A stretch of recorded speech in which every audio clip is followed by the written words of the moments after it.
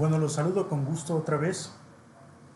Vamos a seguir dándole lectura a estos autores que nos van a ayudar a comprender la conformación del Estado. Como siempre voy a hacer un recuento de los autores que hemos visto hasta ahora. Empezamos con Norberto Bobbio, vimos a Maquiavelo, a Thomas Hobbes, vimos a John Locke, vimos a Rousseau, una tabla comparativa, Barón de Montesquieu, Hamilton, Madison y Jay, a John Stuart Mill, vimos a Benjamin Constant, vemos a Benedetto Croce, vimos a Macpherson, vimos a Edmund Burke, a Vladimir Lenin y a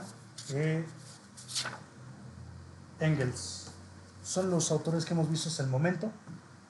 Hoy vamos a ver un autor en la misma línea de los últimos dos autores que hemos estado viendo.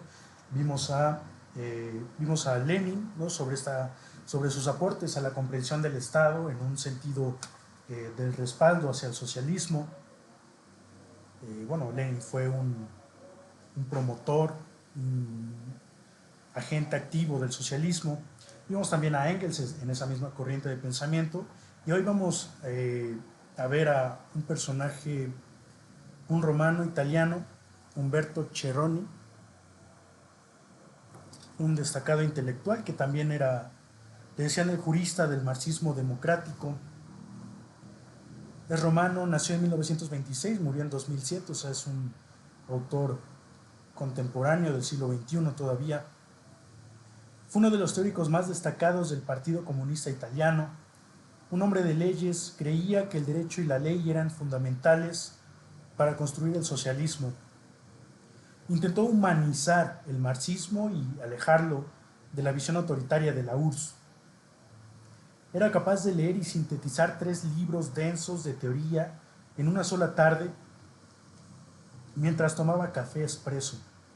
Unificó a los comunistas con los demócratas cristianos para salvar al país del caos. Un italiano que creía en la ley, en el derecho y que a la vez era marxista, un perfil bastante interesante. La lectura que vamos a ver de él se llama Teoría Política y Socialismo.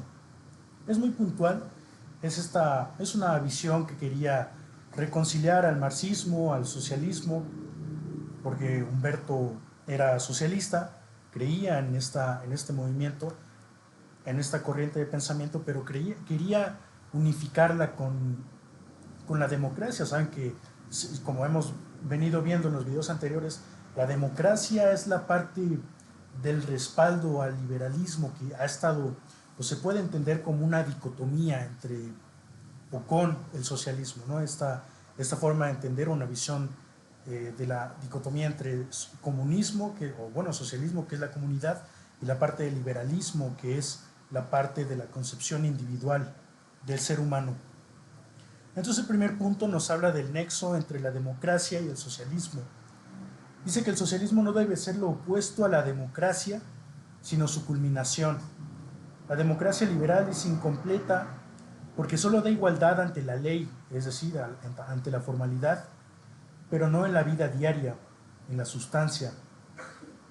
El socialismo debe llenar la democracia de contenido real para que no sea solo un cascarón vacío. Después vamos a seguir reflexionando sobre esto, pero en esencia es el socialismo es la culminación de la democracia le da forma al socialismo, es lo que dice Humberto. En segundo lugar, la crítica a la técnica del Estado. Dice que el Estado moderno se ha vuelto una máquina técnica y burocrática que se aleja de la gente. La política debe volver a ser una herramienta de las masas, no solo un juego de expertos o burócratas. El socialismo es, para él, la repolitización de la sociedad. Aquí habla de un aspectos importantes a lo que es esta búsqueda del entendimiento de la conformación del Estado, porque dice que el Estado liberal es fallido porque se ha vuelto una máquina técnica y burocrática, es decir, no sé, es decir, la parte técnica en el Estado siempre tiene que estar presente. De hecho, remitiéndonos al ejemplo chino, como lo vimos con el autor anterior, que fue Lenin, el Estado técnico es una parte importante, en tanto que el fortalecimiento del Estado técnico para el control del mercado y de las políticas públicas, pues pueda salir avante. Si no hay un Estado técnico, no puede haber un Estado fuerte.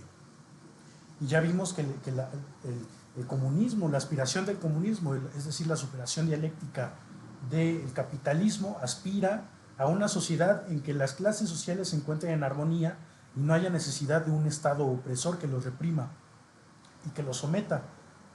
Pero el momento histórico en el que nos encontramos es uno en el que el fortalecimiento del Estado es necesario para el control del mercado y de la decisión de las políticas públicas, para el fortalecimiento de la clase trabajadora y que la clase trabajadora pueda estar pronto en concordancia y armonía con las demás clases.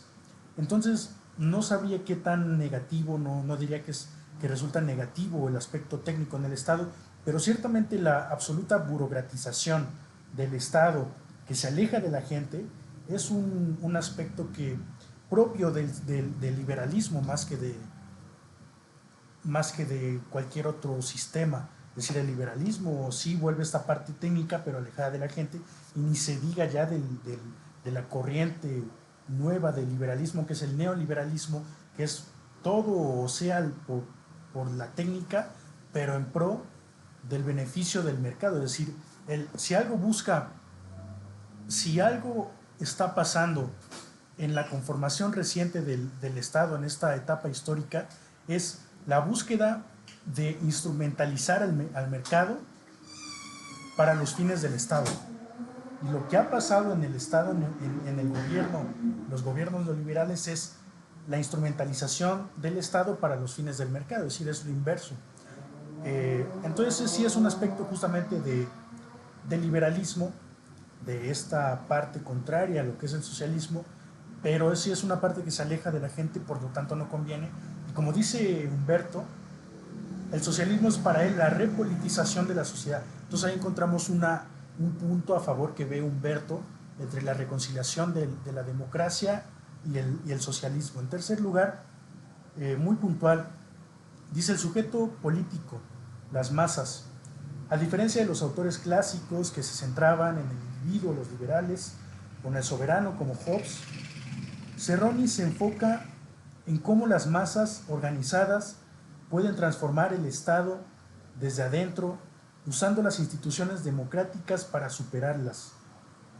Más de lo que ya hemos estado diciendo, es un optimista de que el socialismo puede estar en concordancia con el socialismo, que dice que es la etapa culminatoria del liberalismo y la democracia, y lo vamos a desarrollar más adelante con unos puntos, pero por último dice, el socialismo le da forma real a la democracia, al garantizar que la igualdad no sea solo una abstracción jurídica.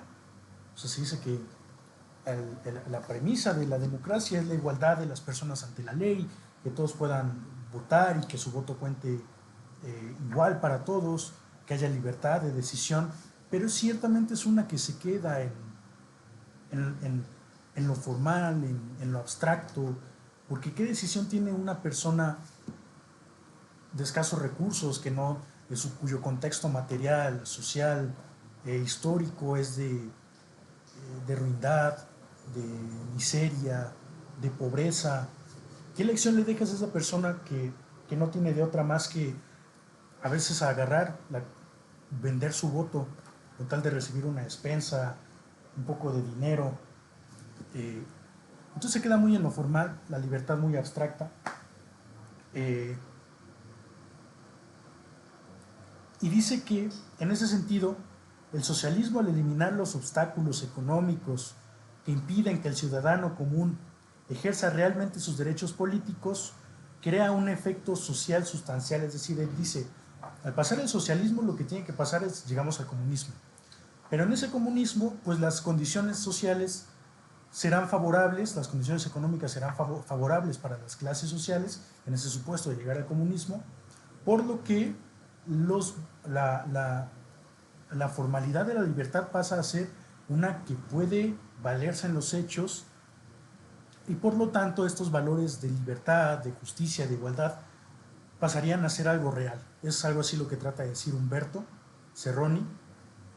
Estos puntos lo respalda, dice, el socialismo no debía destruir las instituciones democráticas, sino profundizarlas. Es lo mismo, o sea, ya con la estabilidad de las clases sociales en concordancia, puede haber una profundización de los valores, de las garantías que la libertad, la democracia ejerce. Porque como hemos dicho, la democracia no es algo terrible en la teoría. En la teoría la democracia es, como ya lo he dicho, Andrés Manuel López Obrador dice, la democracia es la posibilidad de los pobres de ser representados. Eh, pero en la realidad la democracia ha sido pervertida, ha sido corrompida, ha sido tomada por intereses fácticos, pero dice, con esta igualdad de condiciones, con esta mejoría de las condiciones y la armonía de las clases sociales, pues se pueden hacer valer los derechos en efecto. Y dice, ¿y por qué debería ser así? Porque eh, el socialismo necesita de la democracia, dice, necesita del pluripartidismo, de la división de poderes, el Estado de Derecho, para no convertirse en una tiranía burocrática. Arguye Humberto así, que de no haber estos valores democráticos habría una especie de tiranía. De hecho, él critica pues, esta etapa socialista, porque en el socialismo de Marx lo que se supone es que habría una dictadura del proletariado, es decir, que la clase trabajadora instauraría una dictadura para tomar los medios de producción, apropiarse de los medios de producción, quitárselos a las minorías, que eran los burgueses que tenían los medios de producción, y así poder establecer poco a poco las condiciones sociales estables que llevarían al comunismo. Pero dice Humberto que es un tanto tiránico.